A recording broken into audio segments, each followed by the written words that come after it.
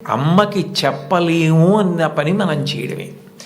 ఏ పని మనం చేస్తామో అది అమ్మకి చెప్పగలగాలి. మీరు ఏ పని చెయ్యండి, ఇది అమ్మకి నేను చెప్పలేను అన్న పని మీరు జీవితంలో ఎప్పుడూ చెయ్యకూడదు. భగవంతుడెంతో అమ్మ అంతే.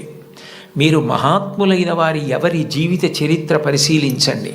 అమ్మకి నమస్కారం చెయ్యకుండా అమ్మ గొప్పతనం చెప్పకుండా లేరు. ఈ రాష్ట్రానికి ముఖ్యమంత్రి చేసినటువంటి ప్రాతస్మరణీయులు టంగుటూరి ప్రకాశం పంతులు గారు తన జీవిత చరిత్రలో వ్రాసుకున్నారు. తాను మిడిల్ స్కూల్లో ప్రవేశించినప్పుడు 3 రూపాయలు జీతం కట్టలేకపోతే 25 మైళ్ళ దూరం నడిచి వెళ్ళి వాళ్ళ బావగారిని అప్పడిగితే ఆయన దగ్గర కూడా డబ్బు లేకపోతే మళ్ళీ 25 మైళ్ళు వెనక్కి తిరిగి వచ్చి, అమ్మ అప్పు దొరకలేదు, బావగారికి దగ్గర కూడా లేవుట, నేను చదువు మానేస్తానంటే అప్పటికి ఆ తల్లికి ఉన్నది ఒకే ఒక్క పట్టు చీర.